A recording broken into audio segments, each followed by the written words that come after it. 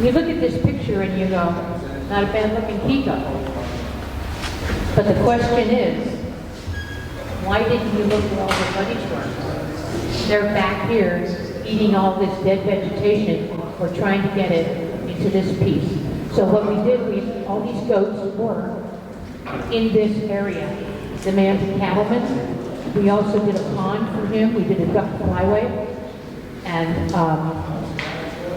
this was the last goat to move over there. She was like, I want to stay on this nice vegetation.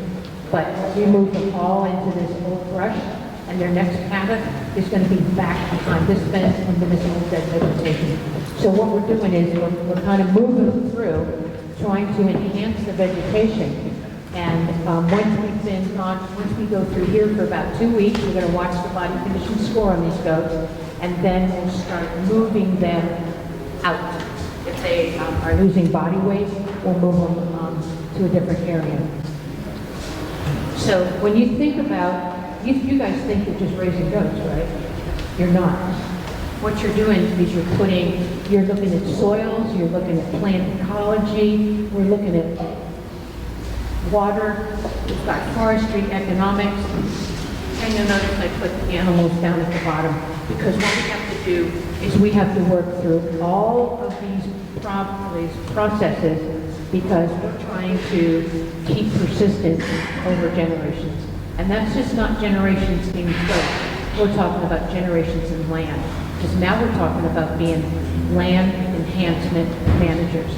You'll probably figure it out as I go, that it's kind of my passion. So we're going to just skip through a few of these things. So we're looking at the soil. We look at the soil first. As you run your goats through different areas and they start defecating, urinating, you're going to start seeing a change in the quality of your soil. The plants are going to change. You're not always going to have that same plant biodiversity. It's going to start changing. The animals that you use in these different areas, are you using a big mob of wethers? We can use those. They're your money makers. And then you can roll them out into your different meat markets, like the Jamaicans like older goats, some of the Hindis. So, and then I don't use my does on these intense projects because their teeth wear out. And I can't afford to have my does without teeth. And then how are you affecting your atmospheric changes? So when we look at this, we're looking at the whole continuum of everything. We've got our soil going here. Then we look at the behavior of the animals. And they don't like to eat around dung and urine. We call that the zone of repugnance. They just kind of like, I'm staying away from there. And so this is a group of what I call my old girls. These are all between 10 and 14 years of age. And look at the body condition of these old girls. And this, anybody here from California? This is rat tail. It's the most worthless grass in the country. Look at the body condition on these goats. Because we manage the rat tail to stay vegetative. And we can bring these goats in after they've been out on these projects in the back and put some weight back on them. And we look at their energy requirements.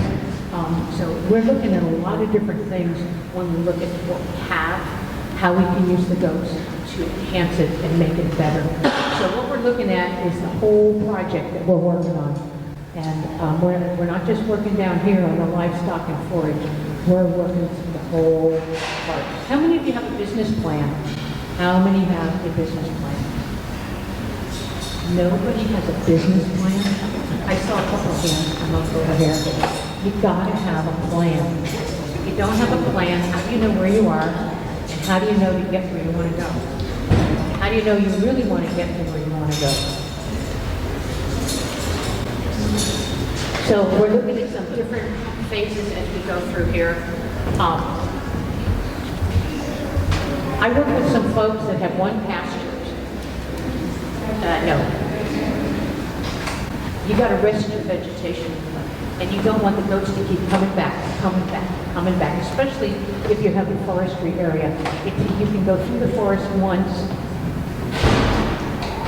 when you go through it twice, first year. Your second year, you're going through it once. You might be able to go back the next year, but you might have to skip a year. So it all depends on how fast your vegetation is going to recover. And then we want to get these animals in there.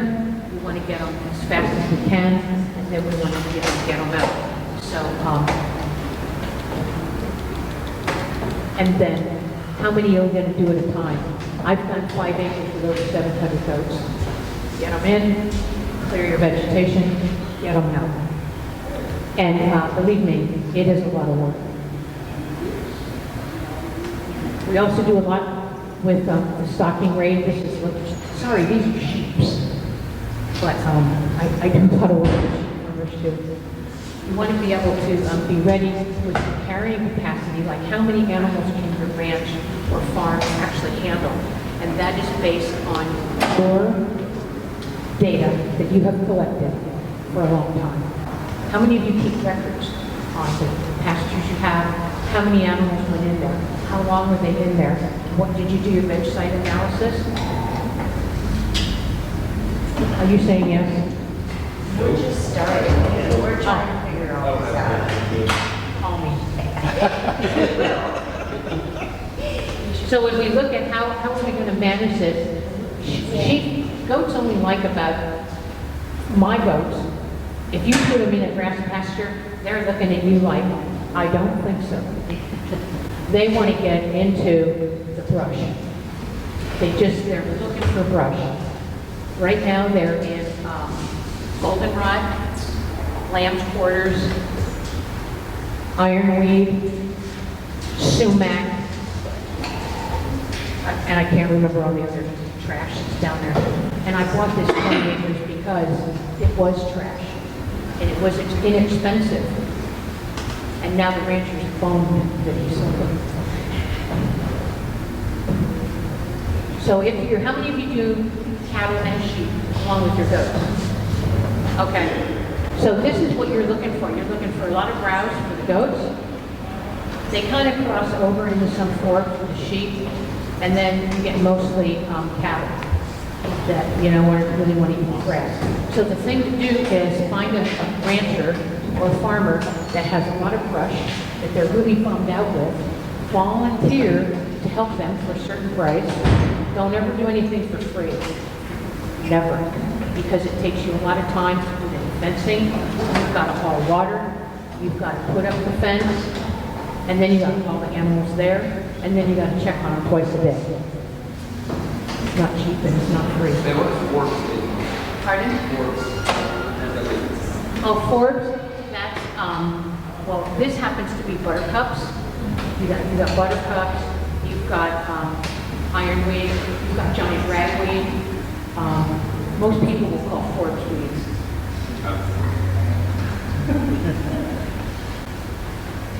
This is multi-species. We've got a horse, a cow, some sheep. Oh, I see a goat over here. When you think about grazing or browsing, horses take everything down to the ground. So if you have, how many of you got a horse? You better be running a goat because they'll eat the weeds that the horses won't eat. But the goats, you want to bring them in because they're going to eat all the tops off. And a lot of people get bummed out on broomstead. How many have broomstead? Everybody says it's a trashy grass. But here's the deal with broomstead. When the heads come out, they're very high in energy. So it's an energy source. And if you feed it to the goats that harvest it, they're doing their own energy, and the seeds in broomsedge are big enough so that when they chew it, they crack the endosperm, and it doesn't pass through and replant itself. So think about the goat. They're very opportunistic. You never know exactly what they're going to do, when they're going to do it, but I'm always looking at alternative enterprises that I can figure out, or how can I add value to their products. And I have the 29 rule. That's my favorite number. And so when I started out thinking about how was I going to keep making more money, I started figuring out all the different things I could do with goats to make money until I hit number 29. And then I switched to peacocks like I told Fred today. This is just behavioral learning.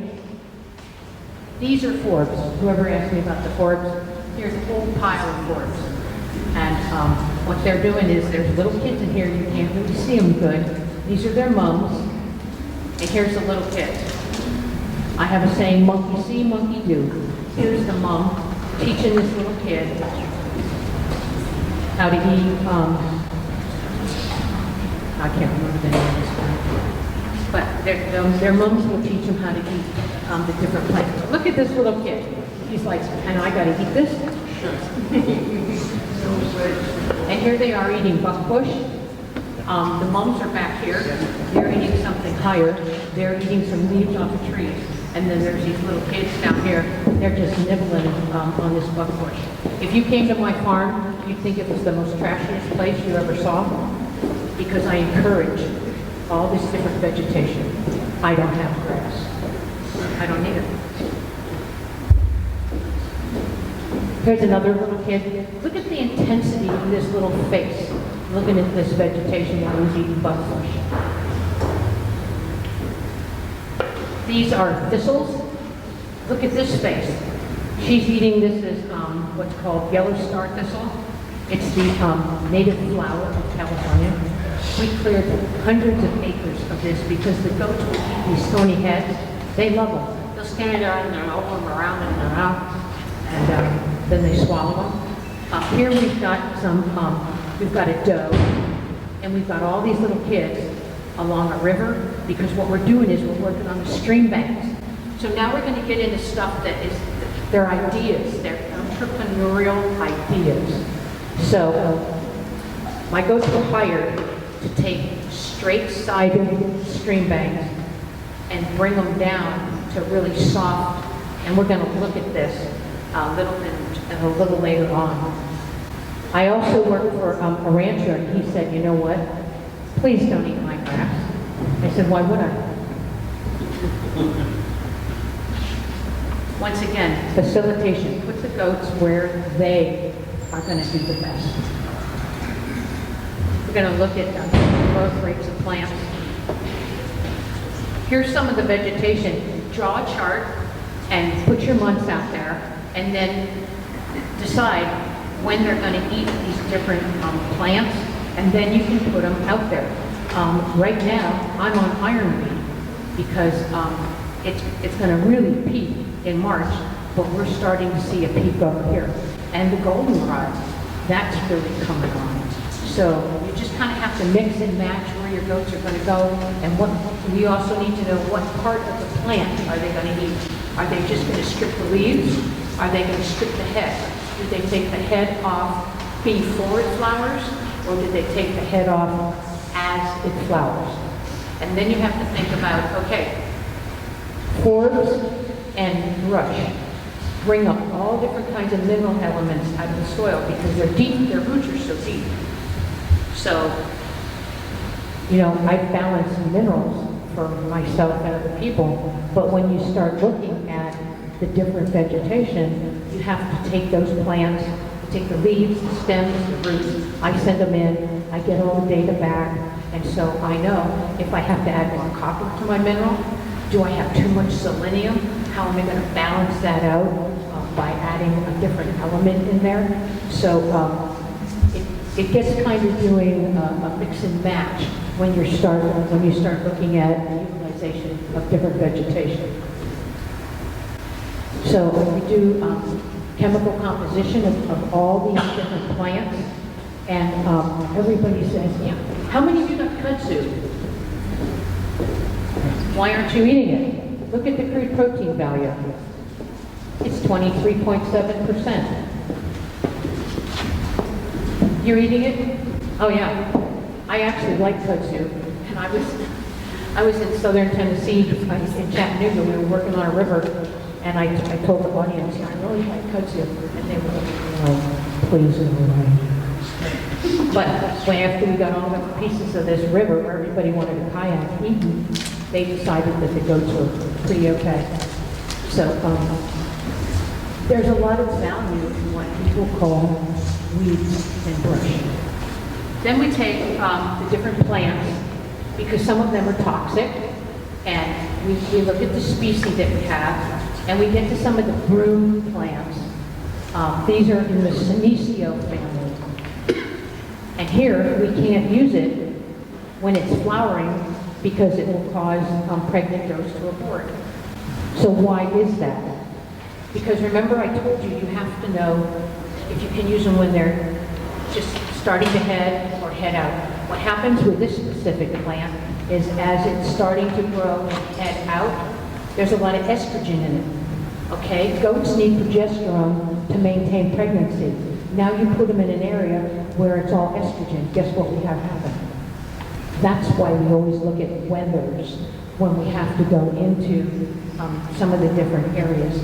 And, Buckeye is in the hickory family, and it's very toxic when it's green, but they'll eat the dead leaves and they'll bark the plant. So if you have any buckeye and you want to get rid of it, you get rid of it when it's dying or dead. So you need to know some of the differences and how these are all put together. And I just figured it out by doing the research. Anybody wants to know some of the plants, just contact me. This is looking at the same piece of land in the summer. Working on this ranch, it was all yellow star thistle. And here they are in the winter. I put a fence line across here, so you can see where the fence was. And I wanted this for my winter area because it was all acorns. A lot of the leaves were dropping, and the goats could come in and dig out under all these trees and have a nice toasty place. Look, I'm down here trying to take this picture, and they're looking at me like, we're not coming down there. This one is very important. Okay, we're looking at leaves and stems. So they're 75% digestible. That means what they eat, 75% of it's going to get digested, and then you get superfood. It's 20% crude protein. Now you know crude protein is an estimate, but when we look at the actual, dry matter protein, then it's only about 15%. Turnover time is from the time they eat it until it goes out the other end. So if we got nice green leaves and stems, that's 24 to 30 hours, right? So they're out there eating, they're out there pooping, they're out there urinating, they're fertilizing your land. Now, let's drop down to mature stems. They're 35% digestible. They're only 4% crude protein. That means if you're putting them in a lot of dead vegetation, there's only 2% of the available digestibility protein that they're going to get out of that. It takes 72 hours from the time they eat it until it goes out the other end. Do you think you can starve them? This is why when we do browsing projects, we'll come in with the weathers on the mature vegetation, but we always have a place to take them so they can put weight back on and they can regain their weight and their ability to be mobile and get out there. The other thing about, as they look at this, if you're down here, they're going to drink a lot more water because of the dry matter. You've got to keep the microflora colonized. Microflora function in colonies. If they're all spread out, they can't work different parts of the lignin, hemicellulose, and all these different plant structures. So your microflora have to be colonized, and it can't colonize without water. So everybody says, well, I don't need much water in the winter. Well, aren't you feeding a lot of dry vegetation in the winter? So your goats should be drinking water. How many of you clean your water troughs every day? I only got 3 hands on that one. Every day. How many of you like to drink stale water and eat old potato salad? Think about it. So when we also think about the nutrition, we have to think about, where are we on the scale? Are we doing yearlings? Do we have pregnant does? What's our vegetation? Do we have really nice green vegetation, or are we over here on dead pasture? This is what, and it's in red, it's what I call the danger zone, because you have to be able to think about how am I going to fill this with high quality vegetation if I've got yearlings. Me, I save blackberries, I save multiflora rose, I save privet. So I save a lot of the vegetation that's out there to start filling in these areas. And if I can't do it, I have a farmer that lives near me. He makes Cereus lespedeza hay for me, because it is high in tannin and it helps with internal parasites. It doesn't cure it, it helps minimize internal parasites. And that's the same thing if we're doing our energy source. And that's, one of the really important ones with our pregnant does. You've got to have that energy in there. Nice plant to save if you have. How many of you have sumac? Okay, the sumac heads are really high in protein. The leaves are high in protein, they're very digestible. Then you've got the bark for your roughage, and the roots are high in carbohydrates. So you can use the whole plant. Do we plant sumac? Well, what we kind of do is we'll let the heads seed out and they plant themselves. Here are a group of does, and you're like, why are these does on this trashy vegetation? This happens to be broom sedge and sumac. I told you broom sedge is high in energy because of the heads. There's energy stored in those heads, and the sumac is a 3-for-1 plant. So you've got to think about, okay, now my goats, I'm out on this, browsing, they've got to have heartbeats, they've got to have lungs going on. You want them to grow. These animals are pregnant. You've got to have the lactate, and you want a lot of milk fat. That's the nice thing about the keto is they don't produce a lot of milk, but it's very high in milk fat. And what does it take to grow a little kid? High quality milk. Doesn't have to be a lot. It has to be really high quality. And that's one of the traits I've always selected for. We talked about stress. You just need to keep them minimized in stress. And so in the South, that's kind of hard because we have such high humidity. And I have some farmers that I work with that want a kid. They want a kid in July. And I just grit my teeth and try and help them. We body condition score everybody.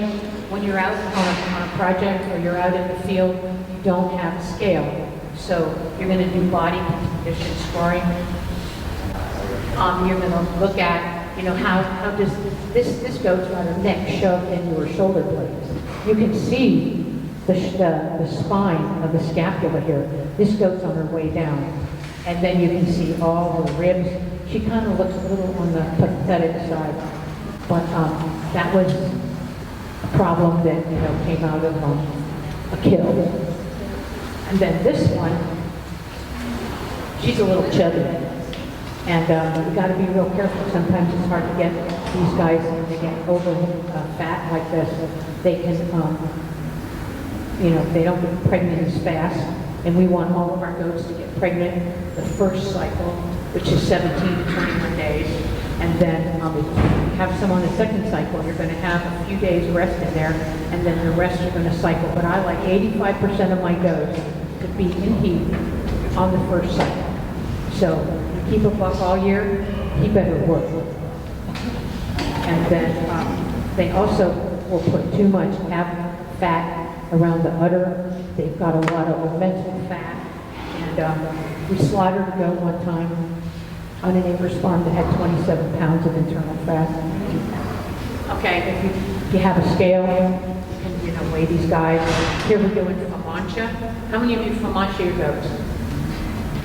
Okay, we got a few. Dr. Fred, he's the Famancha king. So yeah, we look at Famancha, we look at the eyes. I look at the gums. I want to see blood recharge. and I also look at their ums. When I look at my females, I want to fold the vulva out. I want the vulva to be the same color as the eyes. So look pretty close. Working facilities. These are quiet sheep, and so this is a great working facility. They look crowded, but everybody's standing up and it's peaceful. These are some of the things. This happens to be a shed that I use in the winter. It's on skids. I can pull it if I've got goats out on a project. I can pull it where I want it to go with my four-wheeler. These are homemade mineral feeders, just out of 55-gallon barrels. I cut this hole in here, and then I hang them in a tree. Always make sure that you tip the barrels so that the water runs off, it doesn't run in. And then I make my own water troughs. And I see how nice and clean this water is? What's wrong with this water trough? Too hot. It's too hot. So we have 6 or 8 of these water troughs all around. And we have some for the kids, so when these little kids walk up, they want their little chests to hit that top, and their little heads go down and drink.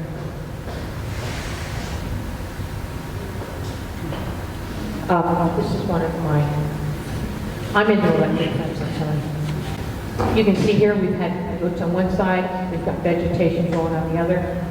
Here, this project was working on yellow star thistle. This is just a solar energizer. It's not an expensive one. It happens to work on some poly wire. There's probably 5 or 6 poly wire fences connected. They're 160 feet long. They're connected to this energizer, which is solar. And then somebody told me that I don't make very straight fences. I said, have you ever seen a deer walk in a straight line? I'm not into a lot of work when I have to go through the woods. I just follow deer trails.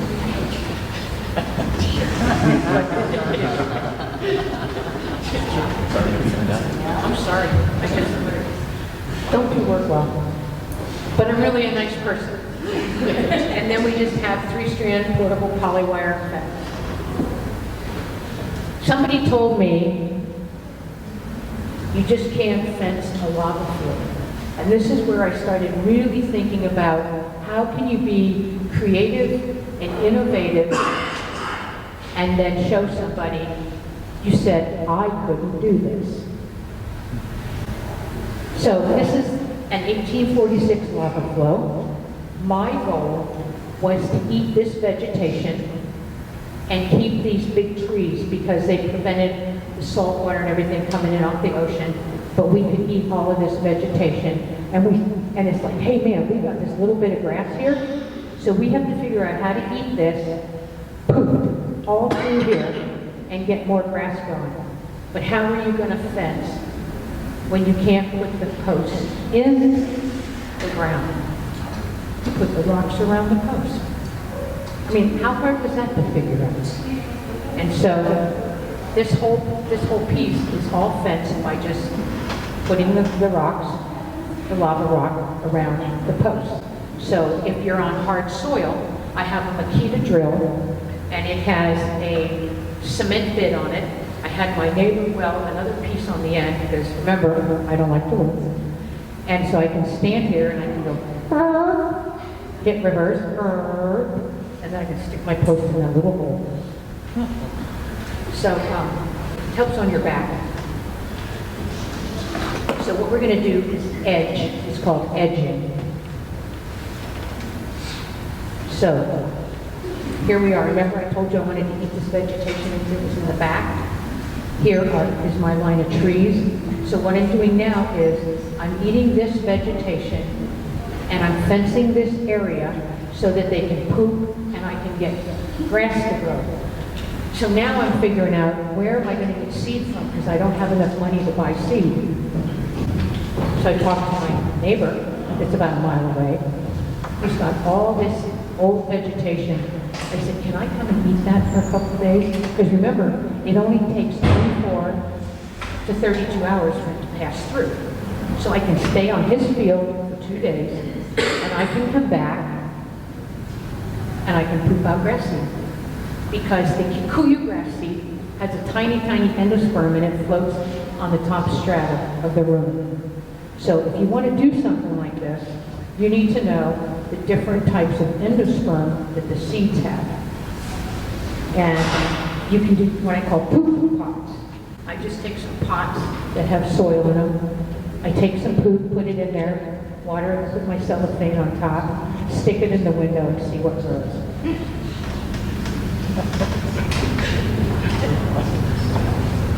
Here we are, working some of the tree, the brush roots down in, and look at this. We're starting to get soil going.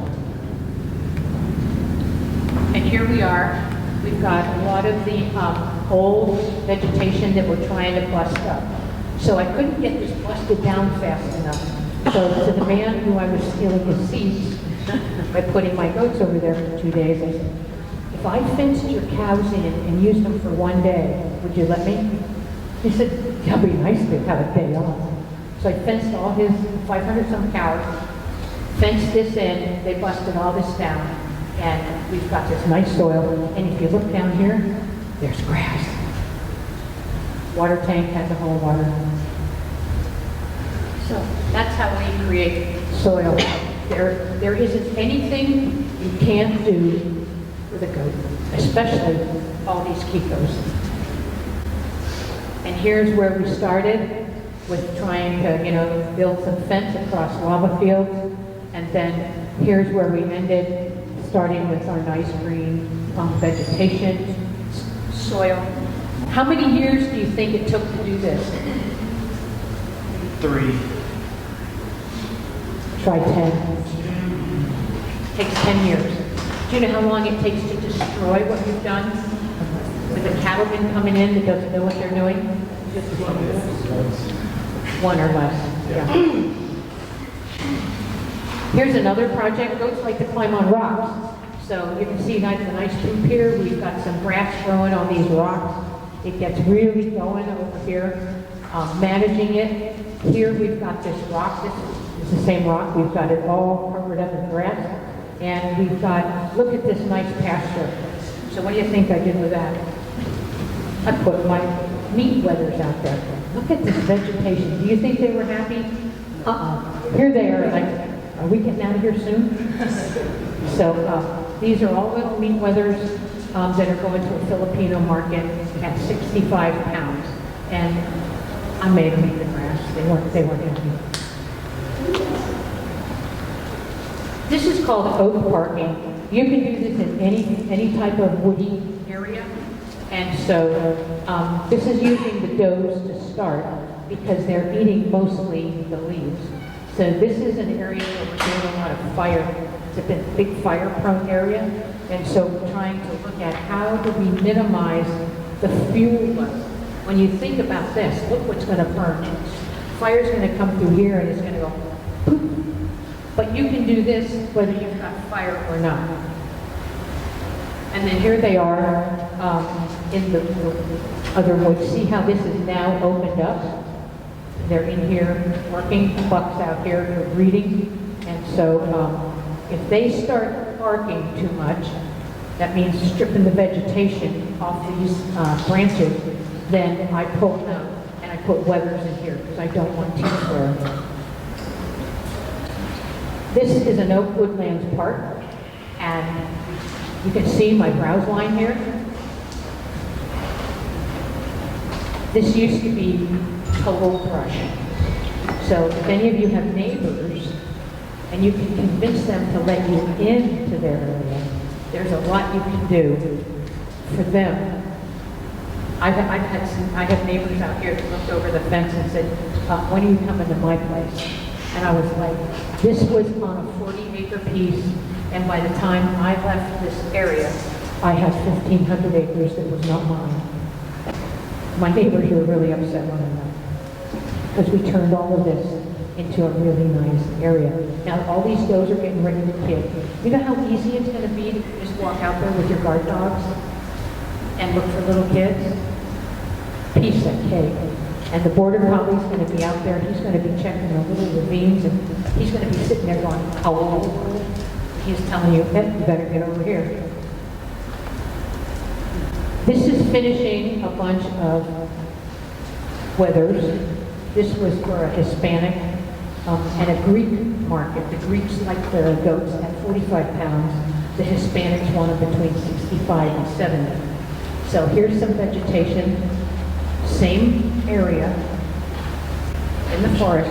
This is where I started. But here's my fence. You can see where I started and used my herd effect of a lot of these weathers coming through here. But somebody tell me what you think is wrong with this situation. I grazed it down to the ground. Why would you do that? When the larvae from internal parasites can crawl up 3 to 5 inches. Do you know why this is done this way? Because they're only in there once a year. Think about how long internal parasite larvae last outside of the body. So that's why we can get away with doing this, taking out all that vegetation. And if you notice the vegetation, it's in the vegetative state. It's when it's the highest quality.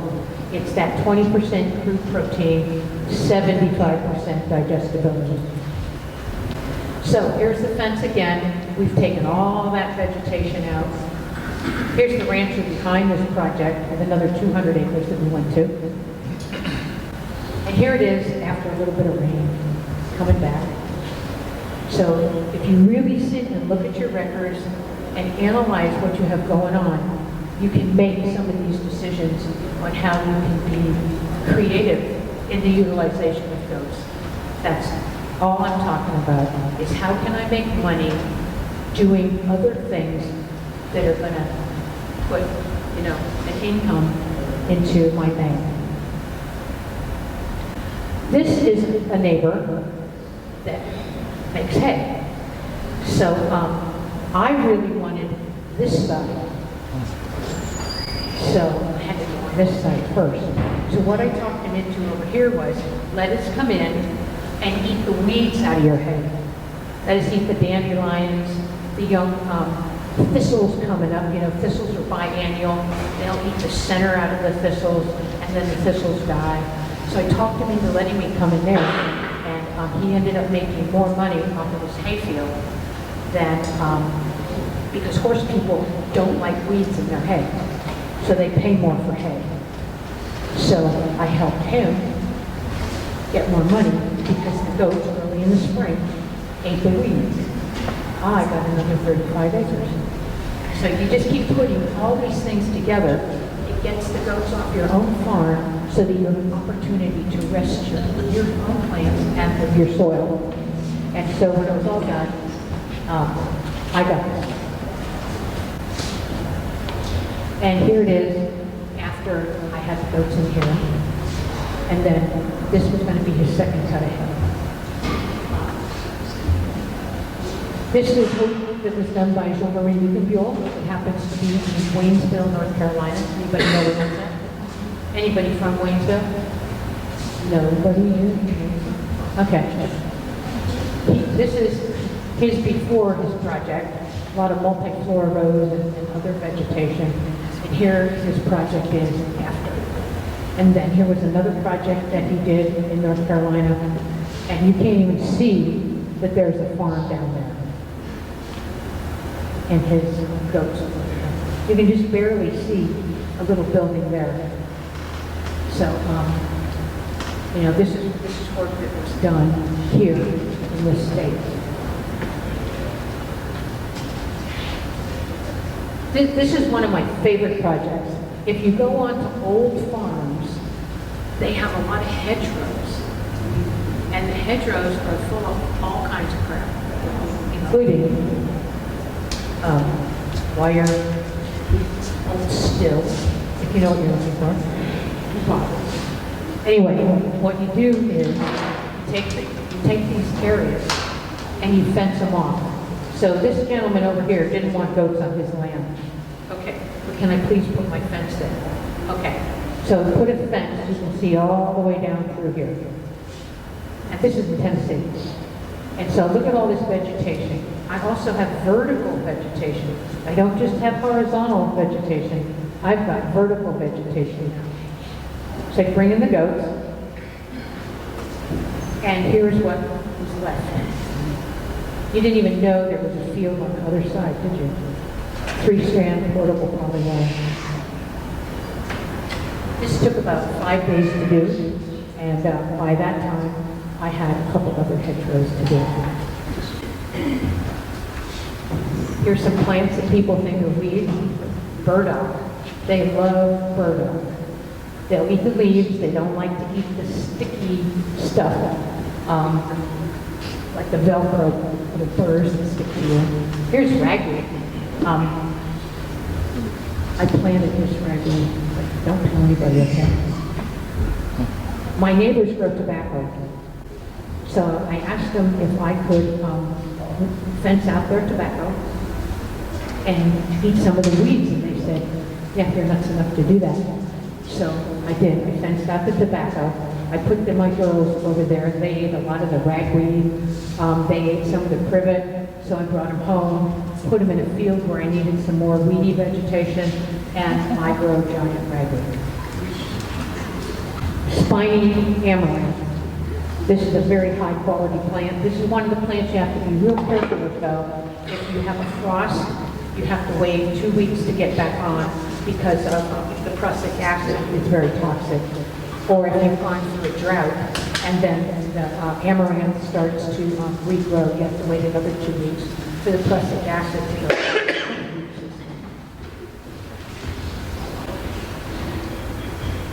This is on Greg Graham's farm. And he wanted to clean up this area right up in here. He wanted to open it up for the sheep. So we started running. You can see all the goats coming home. And here's a couple of guard dogs over here. So the goal was, you gotta have a goal, right? Everybody's got a plan. Got a plan now? And here they are. Here's the sheep looking at all these goats coming home. And this was after we cleaned up this area for them to have grass. And you can just barely see when we started opening up this area just a little bit.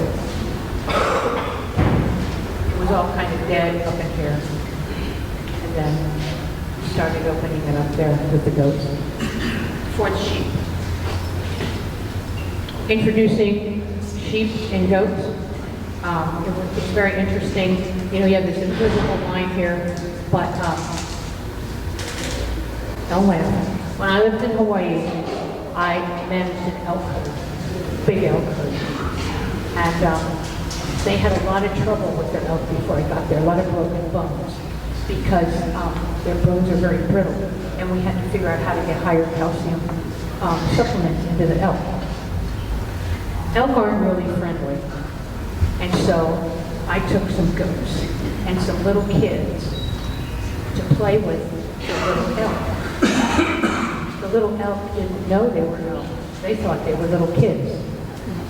So then we had a band of mares that were going to fold and put the mares in with the elk. So now we had the little foals, the little calves, and the little kids all playing with each other. So the cattle guy came and said, hey, I got about 20 cows that are going to calve. Can you watch them for me? I said, yeah, you put them in with my mob. So now we had cows in there. It didn't take very long before all the elk would come off from a 4,000-foot area elevation down to 2,200, and we could work them through a nice chute, and we got all of that going. So one day, the man who owns the ranch showed up, and he fired me. Okay, no worries. But at least I got a chance to work that idea through. So now we know we can run a whole different multi-species together. And I don't run sheep, me personally, I don't run sheep and goats together because their internal parasites are too close. Here they are. We've got cattle, we've got sheep, and then we've got some goats in here too. This is just a multi-species cattle and goats. You can see here where the cattle are over here. We've got the sheep in the middle. And the goats have already said, we're leaving because we've already cleaned this brush up. Silvopasture and agroforestry, how many of you ever made this approach? Anybody do that? Running cattle You can run one beef and two goats. And they'll use the cows for shelter. You'll see some little goats crawling under the cows. They all get along. Some of them, get extra deer in there.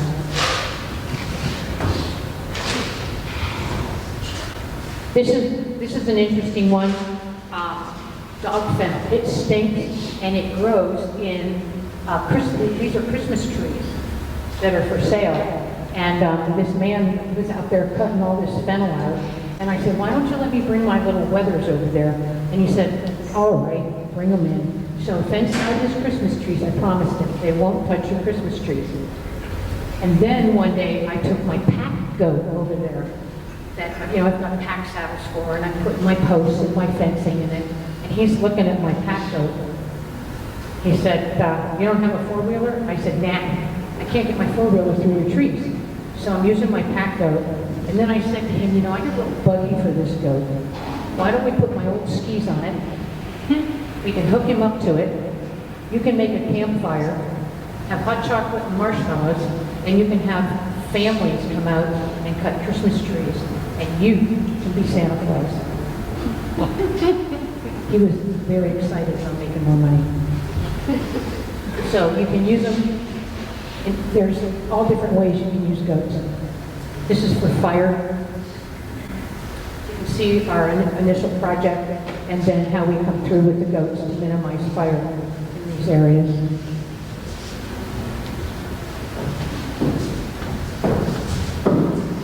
I guess I'm finished. Thank you.